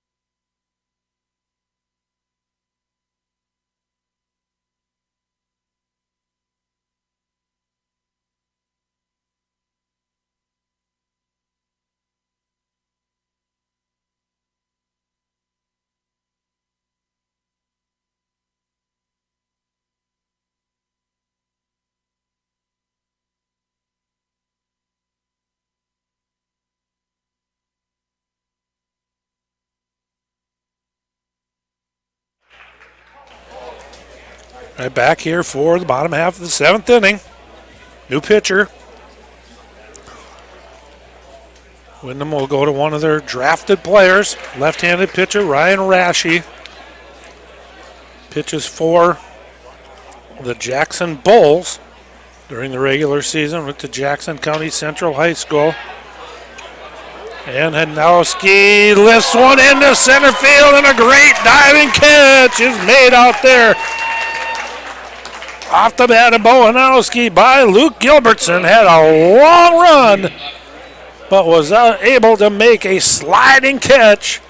A little slow to get up out there in center field. But a great catch off the bat of Bohanowski by the center fielder Luke Gilbertson. Is able to keep Sobieski from getting their leadoff batter on here in the 7th. So on the 0-2 pitch, Hanowski lifted a soft fly ball kind of in that triangle there between second base, right field, and center field, but getting a good jump, making a great sliding catch was Luke Gilbertson to record the first out here of the bottom half of the 7th inning. And Scott Litchie will step in for the Sobieski Skis. 1-0 ball game here. Rashi with a nice curveball in there for a strike. To Litchie. The winner of this one moves on. Line drive right at the right fielder, but a good running catch as well. Coming in was the right fielder, Borsgaard. Had to reach down and make the catch, so one of the very few hard-hit balls we've seen here this afternoon. But it hung up just long enough for Alex Borsgaard to get underneath it and record the second out here of the bottom half of the 7th inning. The winner of this one moves on. Will play next Sunday, August 29th at 4:30 against the Isanti Redbirds, the number 1 seed out of Region 1. That game will take place over at Chaska on next Sunday. 2 balls and no strikes now to Colin Ekman. And catches the inside corner. Does Rashi with the fastball there. Rashi pitches for Minnesota West out of Worthington.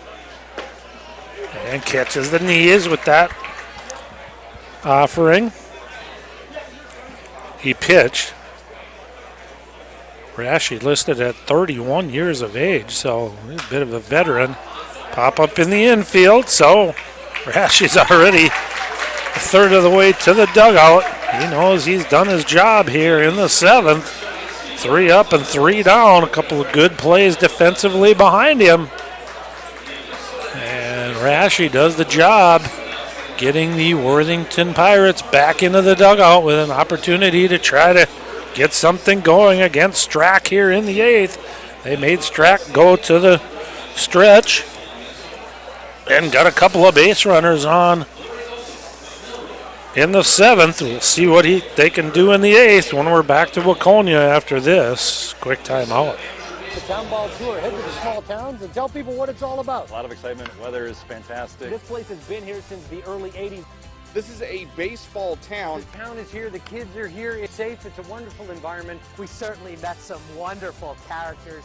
Thanks for joining us for another season of Fox 9's Town Ball Tour.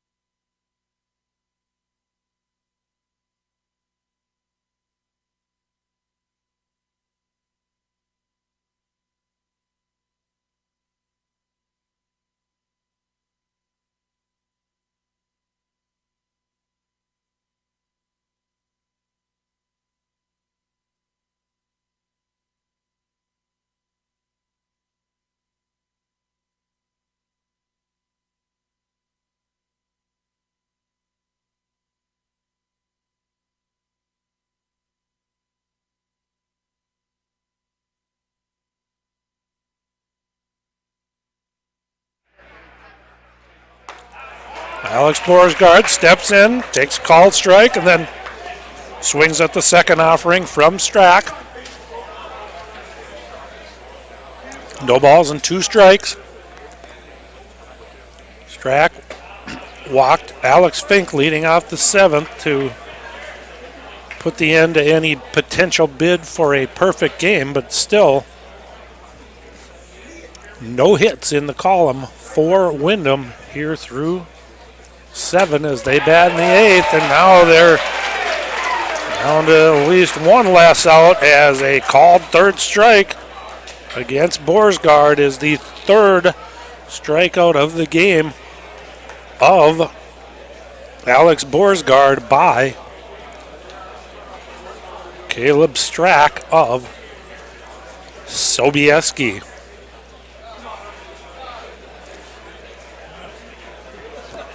Strack is wandering around the mound, baseball in hand. He's talking to the second baseman and the shortstop.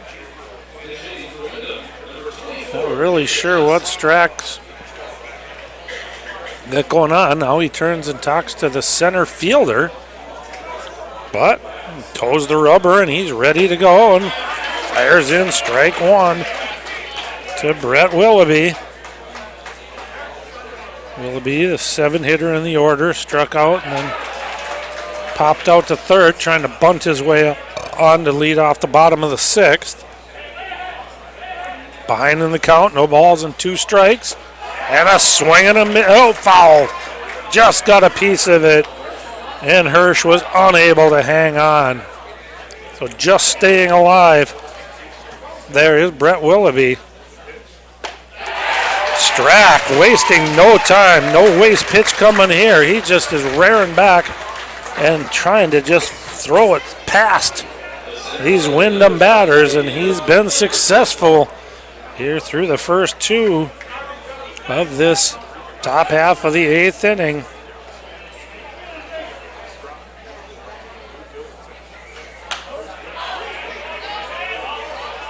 $16 strikeouts now for Strack as Gilbertson, who's been a victim twice of Strack, steps in with 2 away and fouls that one out of play down the third base line.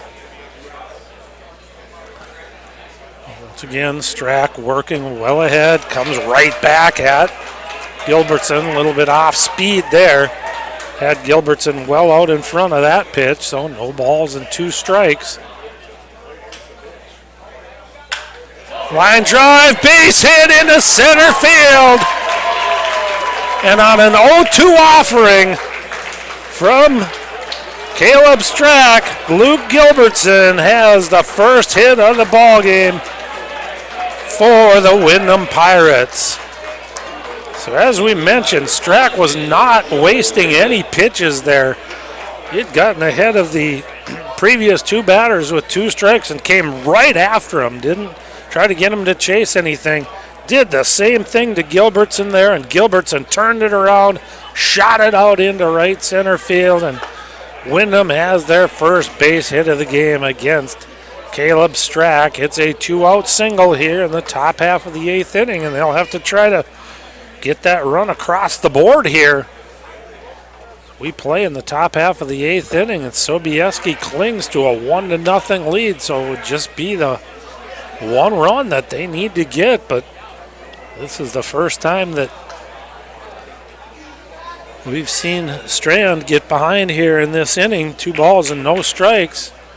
That runner at first and misses low, so 3 balls and no strikes to Reardon, the number 9 hitter in the order, and now Riley Hirsch will call timeout and go have a word with the young pitcher from the Randall Cubs representing the Sobieski Skis here in the state tournament. Each team gets to pick up 3 additional players for the state tournament from their conference or their league.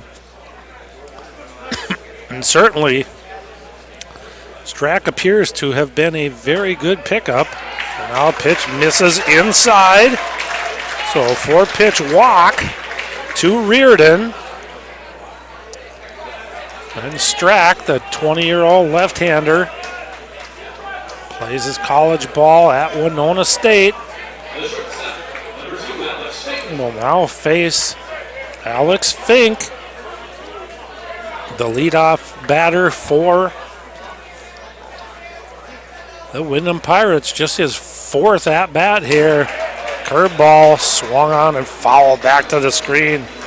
Fink just missed that one. It was kind of looked like just a get me over or get ahead in the count curveball that Fink just missed, fouling it back to the screen. Now and misses low and away. So a ball and a strike now. Caleb Strand, 8th inning of work here. It was a breeze through the first 6, but now 2 runners on in the 7th and again here in the 8th.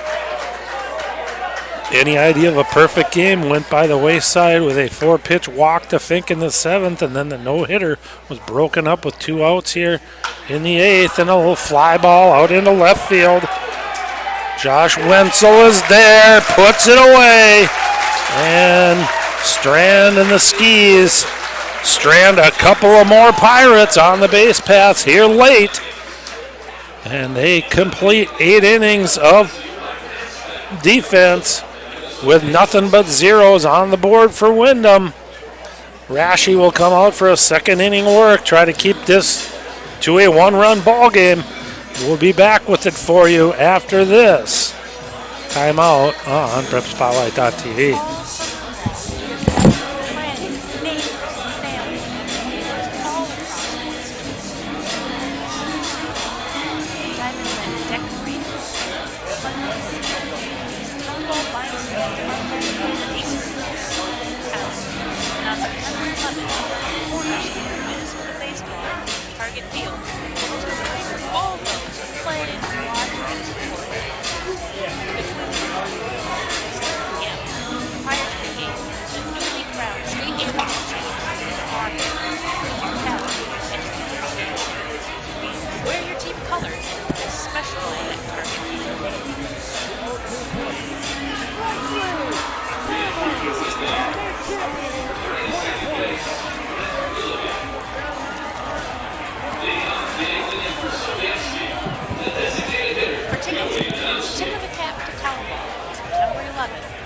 Twinsbaseball.com/townball.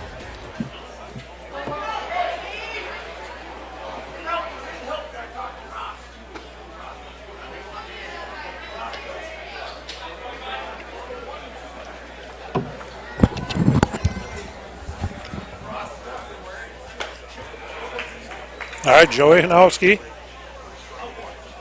Step in here, lead off the bottom half of the 8th inning.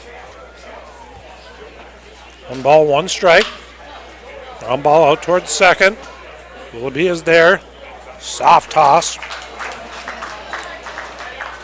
Kobe Laval. And designated here, Joey Hanowski is recorded for the first out here of the bottom half of the 8th inning. 1-0 is our score.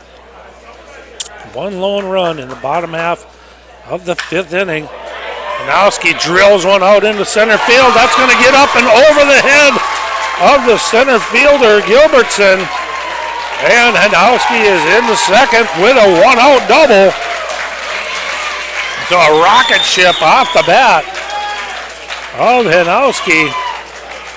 Ben, in this case, just froze the center fielder, Gilbertson, and it got up and over his head. As we mentioned, that wind is blowing out to center field, so it is going to help any ball carry here at Lions Field here today.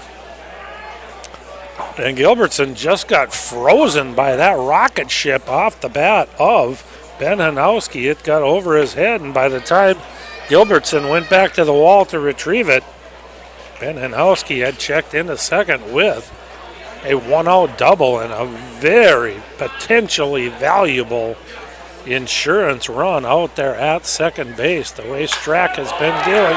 Line drive, left center field, and it's dropped out there. So Gilbertson got there in time and dropped it. Now they're going to get the runner going towards second base. huge base running mistake by Josh Wenzel there. The throw came towards home plate. So Ben Hanowski went about halfway on that attempted catch by the center fielder. The throw was cut off by the third baseman coming towards home plate. Wenzel knew he was going to get out, so he tried to apply the brakes and get in a rundown, potentially to give Hanowski a chance to score.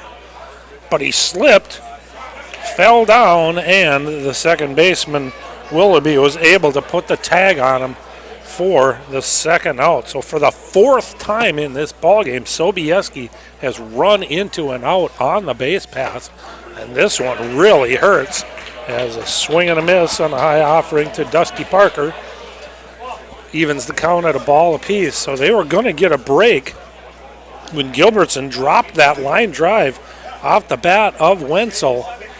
But rather than check in with his base, Wenzel tried to take the additional base, got thrown out, didn't get in the rundown, and allow potentially the opportunity for Ben Hanowski to score while he was in the rundown. Now Parker follows one back to the screen. Still a runner at third in Ben Hanowski. And another foul back to the screen. So Rashi kind of spun that curveball. It kind of hung up a little bit there for Parker, but he just could not quite get on top of that one enough and fouled it back to the screen. So stay right here at 1 ball and 2 strikes. Line drive, base hit into center field. Very big hit coming there from Dusty Parker to plate Ben Hanowski and give Sobieski a 2-0 lead here in the bottom half of the 8th inning. So a big hit and a big run for the Sobieski Skis there as they take a 2-0 lead as they try to move on here in this state tournament. The winner of this one gets the Isanti Redbirds next Sunday, 4:30 at Chaska.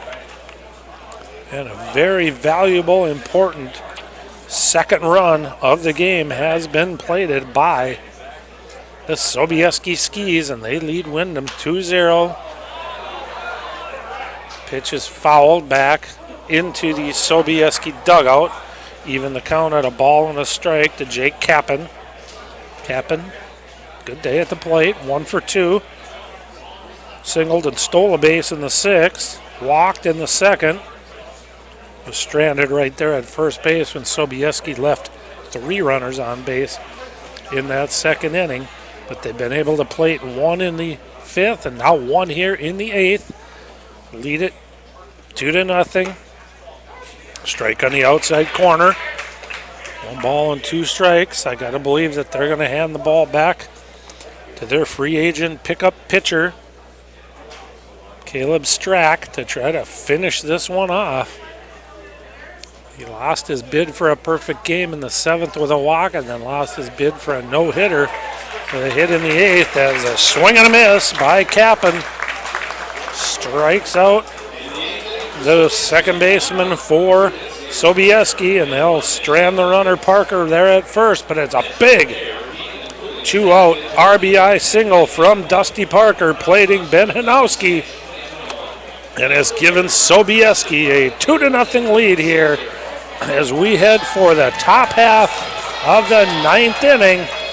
It'll be Redmond, Kloss, and Kobe Lovell to face Caleb Strack here in the top half of the 9th, and we'll have it back for you after this short break.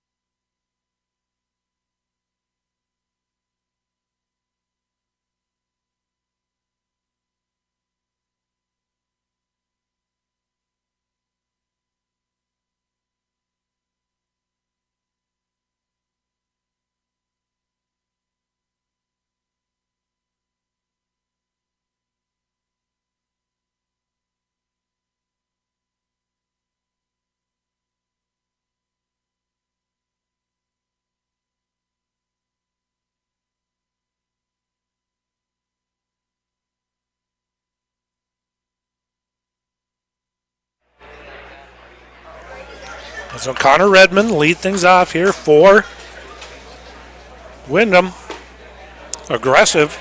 Goes after that first pitch. Probably was up and out of the zone, but Redmond swung through it and then takes one off the outside corner. High fly ball out into left field. Josh Wenzel will give way to Bohanowski, who will come over and make the catch. The center fielder, he's the captain out there of that outfield, so when he calls off the left fielder's job is to give way, and he did just that. So Bohanowski had a long run to get to that high fly ball out into left center field, but was able to track it down, called off the left fielder, Wenzel, and made the catch as a Kloss shoots one foul.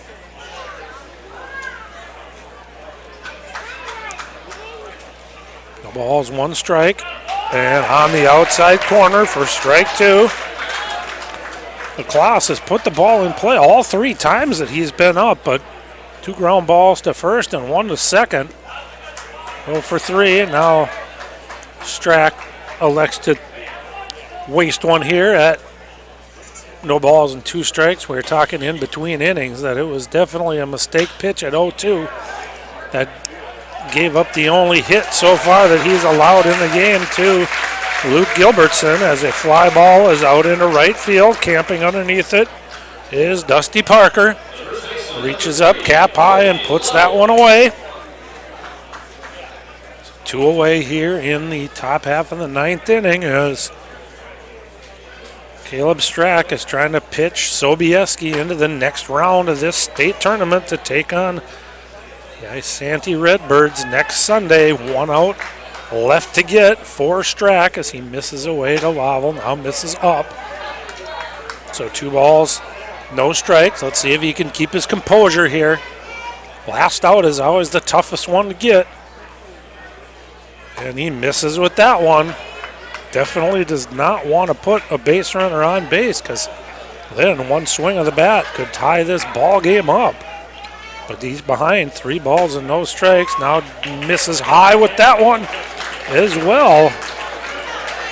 And maybe our home plate umpire might give him a 3-0 benefit of a doubt strike call there, but does not. So there's life for Windom. And we're going to get a pinch hitter coming here. So Devin Nielsen will pinch hit.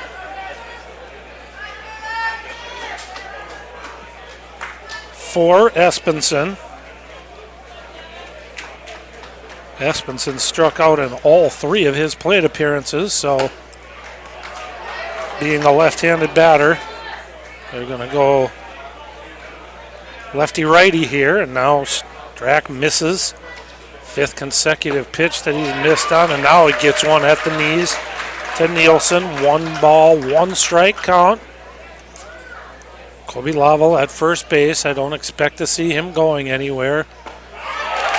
More important for him as a base runner than to take an additional base, and now called strike at the knees to Nielsen. So Windom potentially down to their last strike here, and that pitch misses low.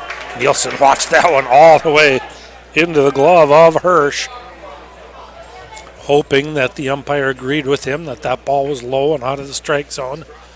And a little chopper to first. It's gobbled up and it's knocked down. Strack gets over there, loses the ball. He took the toss from Litchie, had it, went to step on the base, and then the ball came out of his glove. Trickled loose. So again, Windom stays alive. So a hard little 1-hopper, 2-hopper over to Litchie. Litchie smothered it, knocked it down, picked it up. Strack did an excellent job of getting over there and covering first base like he's supposed to. Nice underhanded toss coming from Litchie. Strack had the ball and somehow must have looked for the base and took his eye off the ball before he got it into his glove, because then the ball came trickling out of his glove. Fortunately for Strack and Sobieski,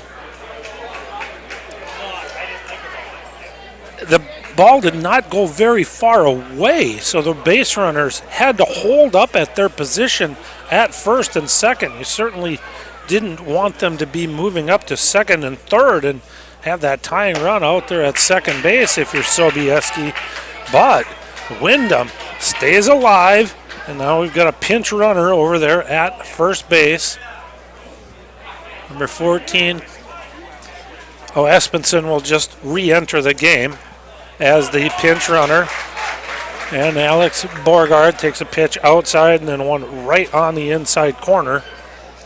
So Borgard, who's been a strikeout victim 3 times of Strack, will try to keep this game alive for Windom. They swing and a miss, so once again, Windom down to their last strike.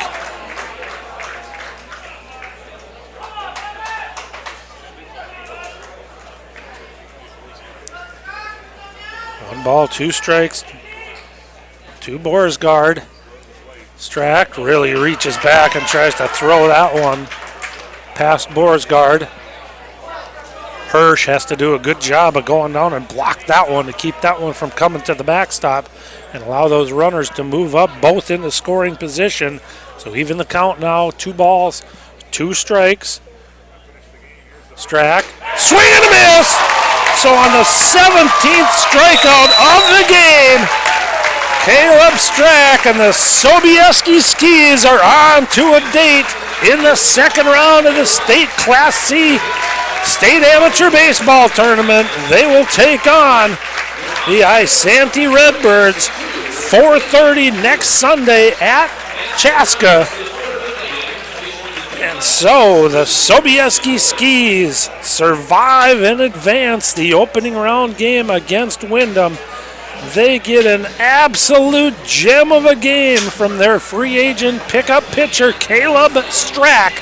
He strikes out 17 Windom batters and has a one-hit complete game shutout victory for the Sobieski Skis.